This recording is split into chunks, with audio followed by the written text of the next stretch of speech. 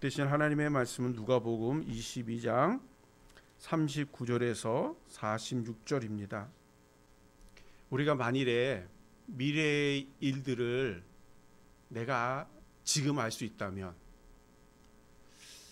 앞으로 내가 성공하거나 아니면 내가 꿈꾸고 계획했던 일들이 이루어질 거라고 하는 것을 미리 안다면, 그러면 어떨까요? 미래의 것을, 그리고 축복에 관한 일들을 내가 미리 안다면 아마 우리는 참 많이 기쁠 거예요. 그렇죠? 그리고 미래에 되어질 것들을 기대하면서 하루하루 살게 될 거라고 생각됩니다. 그런데 만일에 반대로 우리에게 슬픔이 준비되어 있고 고난이 준비되어 있다는 것을 우리가 미리 안다면, 그럼 우리는 어떻게 하시겠습니까? 피해 가려고 노력하겠죠. 오늘 본문에 나오는 예수님은 미래를 이미 알고 계셨어요. 그 앞길이 어떻게 됐는지 제자들에게도 누누이 얘기했거든요. 내가 이제 고난을 받고 죽어 장사된 이후에 3일 만에 부활할 거라고 하는 것을 제자들에게 참 여러 번 말씀을 하세요. 뿐만 아니라 예수님이 이제 오늘 밤에 무슨 일이 벌어질지 다 알고 계셨어요. 제일 먼저 일어나는 일은 내 제자 중에 한 명이 나를 은30에 팔 거라는 거죠. 그리고 군인들이 왔을 때에 내 제자들이 모두 다 나를 버리고 도망갈 거라는 것을 예수님이 다 알고 계셨어요. 그리고 나서 이제 십자가에 못 박히기 위해서 여러 제사장과 또 로마 본디오 빌라도 앞에서 시험을 받고 고난을 받을 걸 다 하셨어요. 십자가에 올라가서 이제 하나님의 부르심을 기다리는 그때에 많은 사람이 예수님 앞에 나와서 예수님을 호산나 다윗의 아들입니다 하고 찬양하는 것이 아니라 침을 뱉고 욕하고 네가 하나님의 아들이면 거기서 내려와라 하는 그런 모독의 이야기들을 겪게 될 거라는 걸 예수님이 다 알고 계셨다는 거예요. 아까 우리 차집사님의 말씀에 의하면 그런 고난이 준비되어 있다고 한다면 예비를 한다 그랬죠. 대비를 한다고. 자, 이런 상황 어떻게 대비할까요? 이제 몇 시간 후면 이런 일들이 벌어진다 하면 어떻게 대비할까요?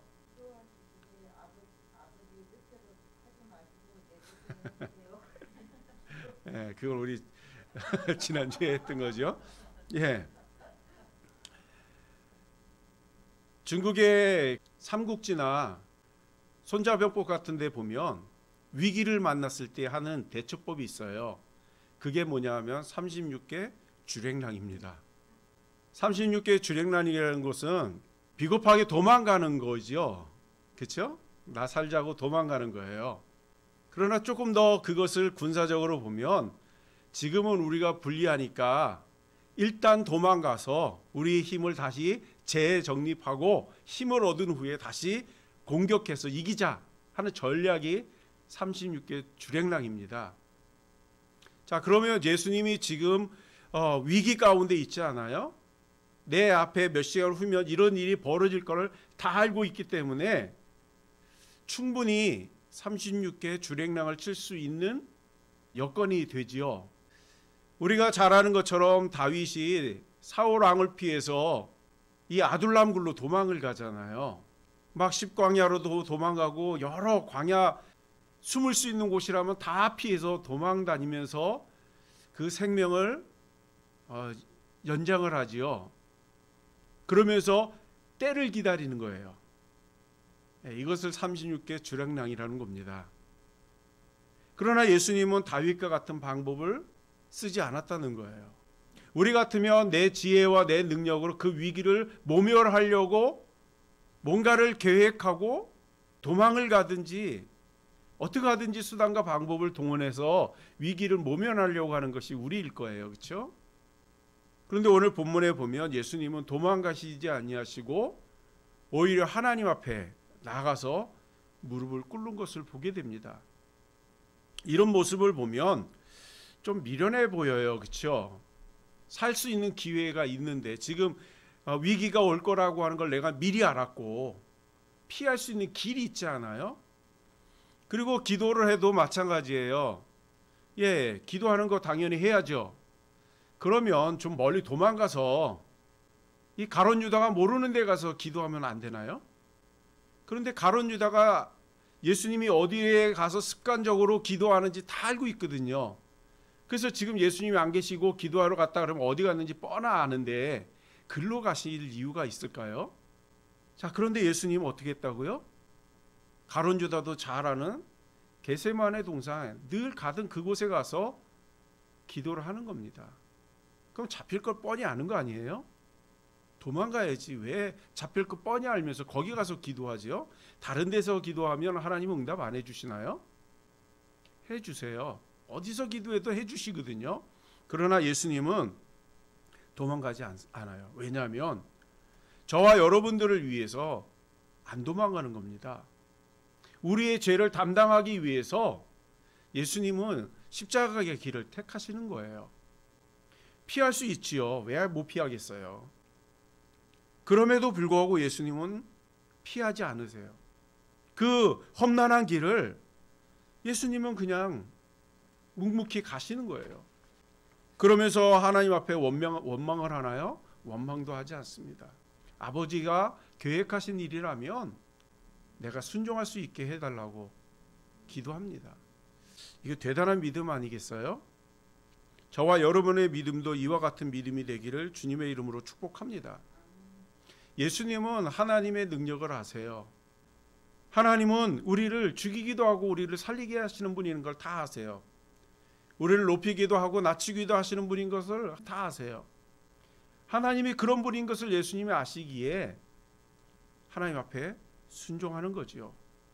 사도 바울도 이런 고백을 한 적이 있습니다. 고린도전서 1장 25절에 보면요, 하나님의 어리석음이 사람보다 지혜롭고 하나님의 약하심이 사람보다 강하다고요. 예수님이 이 말씀을 모르셨겠어요? 하나님이 아무리 어리석다고 해도 사람의 지혜보다도 더 뛰어난 거예요. 하나님이 약하다고 해도 우리 능력보다도 강하신 분이 있거든요. 예수님은 그걸 아시기 때문에 하나님 앞에 순종하는 겁니다. 하나님 앞에 나가서 기도하는 거죠.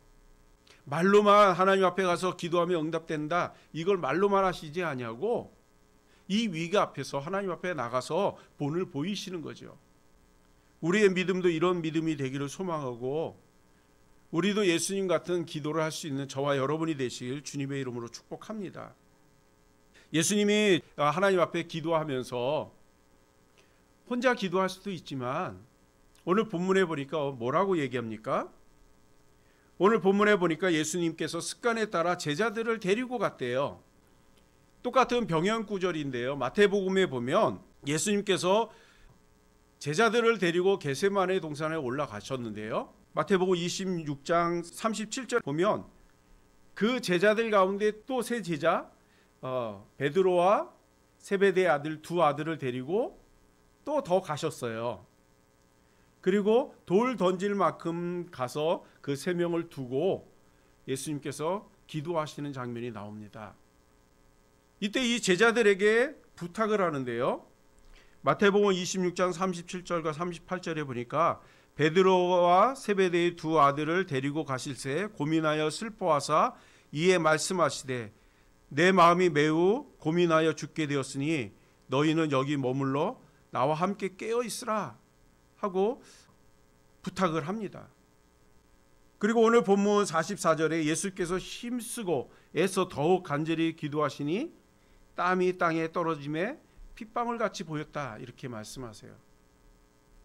예수님 혼자도 기도할 수 있는 분 아니겠어요? 우리가 성경에서 보듯이 예수님은 시간만 나면 한적한 곳에 가서 늘 기도하셨거든요.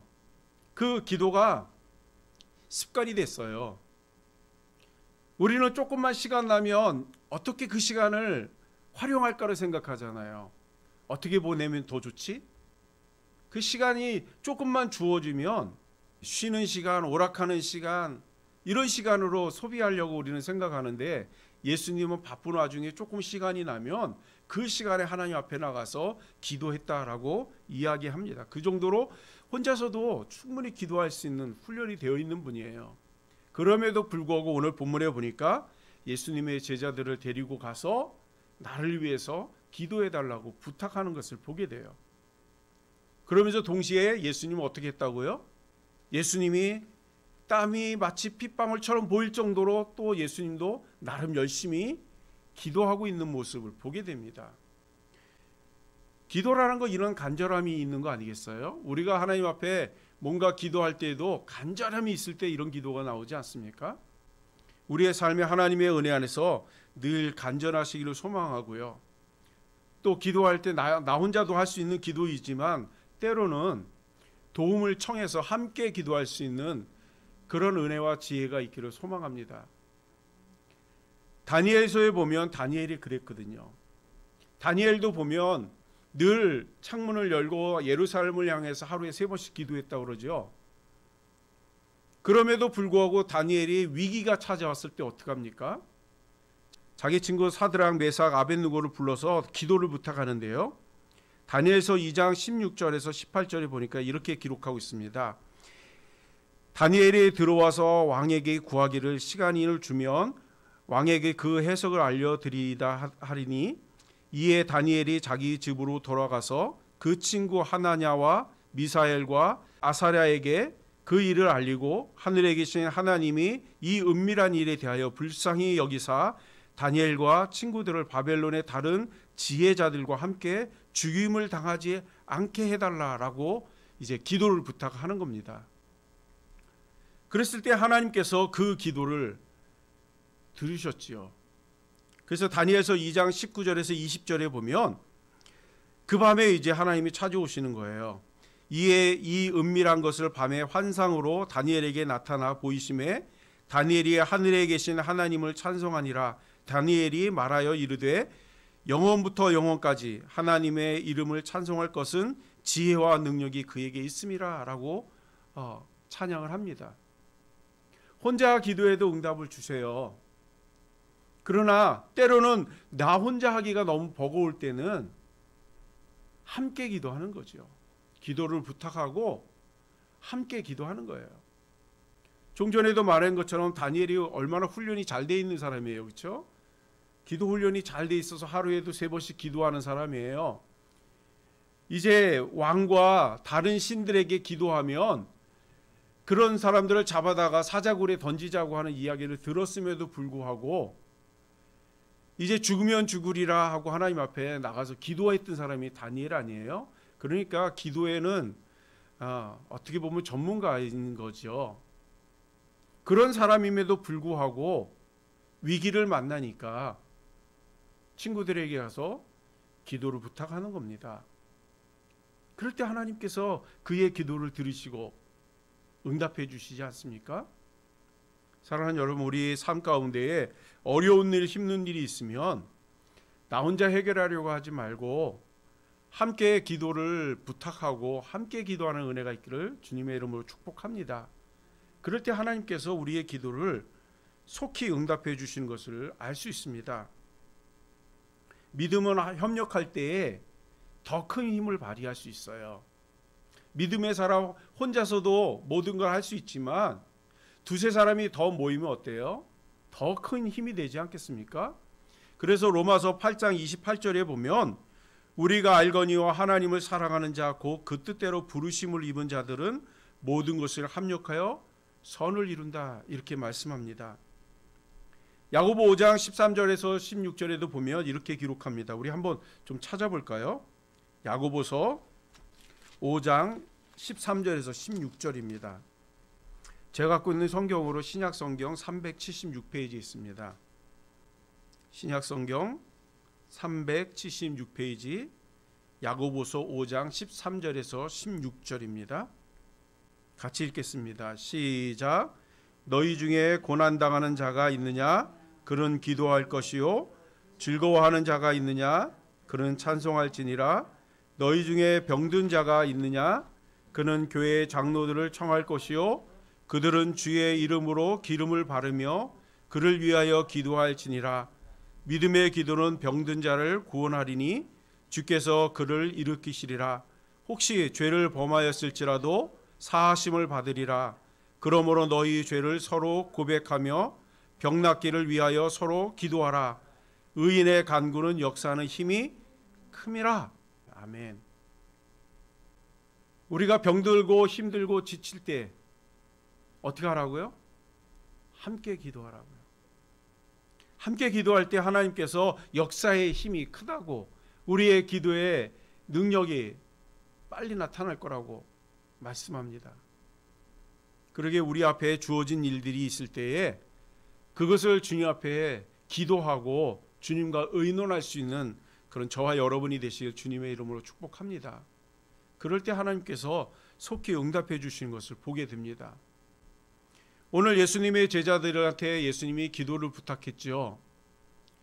나를 위해서 기도해 달라고, 깨어 있으라고. 그랬을 때 예수님의 제자들은 어떻게 했습니까? 그렇죠. 예수님의 제자들이 다 잤어요. 기도를 부탁했는데 예수님의 제자들은 다 잤습니다. 자, 누가 우리에게 기도를 부탁하면 우리는 어떻게 해야 될까요? 같이 잘까요? 우리도 그들을 위해서 기도할 수 있는 은혜가 있기를 소망합니다. 예수님의 제자들은 기도할 때와 기도하지 않을 때를 구분을 못한 거죠. 기도할 때가 있고 기도하지 않을 때가 있어요. 오늘 예수님이 부탁했을 때는 기도해야 할 때이거든요. 그런데 그 시간에 예수님의 제자들이 어떻게 했다고요? 다 잤습니다. 그랬더니 예수님이 뭐라고 하십니까? 예수님이 오셔서 그렇게 말씀하셨죠. 또 마태복음 26장 45절에 보면 이에 제자들에게 오사 이르시되 이제 자고 쉬어라. 보라 때가 가까웠느니라. 인자가 죄인의 손에 팔릴 것이다. 이렇게 말씀하세요. 어떻게 한다고요? 야, 이제는 그냥 자.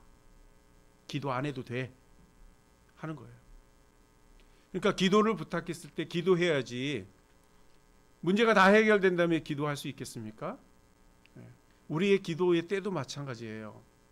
우리가 뭔가를 해야 한다면 그거를 놓고 기도를 합니다. 그러나 혼자 버거우면 함께 기도해 달라고 부탁하고 기도를 하는 거예요. 응답이 있을 때까지. 그러나 이미 일이 다 끝난 다음에는야 기도해서 무슨 소용이 있겠어요. 그렇죠? 다 끝났는데. 그 예수님이 오셔서 이제는 자라. 나는 팔려갈 거야. 하는 이야기를 남기는 것을 보게 됩니다. 자, 우리는 어떻게 해야 되겠어요? 이런 상황 가운데. 이제는 자라. 이런 얘기 들어야 될까요? 이제는 자라. 그런 소리 들으면 안 되겠죠. 예수님의 제자들은 예수님이 잡혀가기 전에 무슨 일이 벌어질 거를 여러 번 이야기했는데도 불구하고 그것을 깊이 마음속에 새기지 않아요. 설령 그럴까? 하는 거죠. 그러다 보니까 정말 기도해야 할 때 기도하지 않고 다 자고 예수님이 잡힌 이후에 깨닫습니다. 십자가에 달려 죽은 다음에 깨달아요. 좀 너무 늦게 깨달았죠. 그럼에도 불구하고 그 깨달음이 그들의 신앙을 지켜주는 것을 볼 수 있습니다. 사도행전에 보니까요. 예수님께서 이제 승천하시면서 제자들에게 예루살렘을 떠나지 말고 기도하라고 하거든요. 그랬을 때 제자들이 뒤늦게나마 마가의 다락방에 모여서 간절히 기도하잖아요. 그럴 때 무슨 일이 벌어졌죠? 성령이 그들에게 임하는 것을 경험하게 됩니다. 또 성령을 경험하고 나니까 그들에게 이제 어려운 시험과 고난이 오면 기도해야 된다는 걸 알게 됐어요. 또 혼자 기도하는 것이 아니라 함께 기도할 때 어떤 능력이 나타나는지도 알게 됐어요. 그러는 와중에 베드로가 옥에 잡힙니다. 그리고 로마 군정들은 이제 밤이 새면 베드로를 죽일 거라고 계획을 세우고 있는 상황이었고요. 그 밤에 예수 믿는 성도들은 마가의 다락방에서 베드로를 위해서 기도했다라고 성경에 기록합니다. 그럴 때 무슨 일이 벌어지죠? 하나님께서 그 기도를 받으시고 천사들을 옥으로 보냅니다. 그리고 베드로를 옥에서 건져내시는 것을 보게 됩니다. 이제 기쁜 나머지 베드로가 마가의 다락방에 달려가 보니까 마가의 다락방에 몇 명의 성도들이 모여서 베드로를 위해서 기도하고 있었다라고 성경은 기록하고 있습니다. 이것을 이제 통해서 제자들은 깨닫는 거지요. 나를 위해서 누군가가 기도하고 있다는 거. 누군가가 기도하니까 내가 옥에 잡혀 있는 죄인의 몸이었지만 자유의 몸으로 회복되는 걸 경험했다는 것을 깨닫게 되는 겁니다. 사랑하는 여러분, 우리의 기도 제목이 있으면 그것을 혼자 끙끙 앓지 말고 함께 기도하며 내어놓는 은혜가 있기를 소망합니다. 그럴 때에 하나님께서는 우리의 기도에 선하게 응답해 주시는 것을 보게 됩니다. 우리 하나님의 은혜 안에서 합심하여 부르짖는 은혜가 있기를 주님의 이름으로 축복합니다. 오늘 예수님의 제자들은 뒤늦게 깨달았긴 했지만 그러나 예수님의 가르침에 기도의 힘이 뭔지, 기도의 능력이 뭔지 그들이 이제 뒤늦게 깨닫고 나니까 초대교회에 놀라운 기적이 일어납니다. 모이면 기도하고 흩어지면 전도하고 또 교회에 모이며 떡을 떼고 서로 교제하고 하나님 말씀 배우고 그러다 보니까 하루에도 3,000명, 5,000명의 성도들이 몰려왔다라고 기록하지 않습니까? 우리 날마다 우리를 위해서 또 교회를 위해서도 기도할 수 있는 그런 복된 저와 여러분이 되시길 주님의 이름으로 축복합니다. 기도하겠습니다.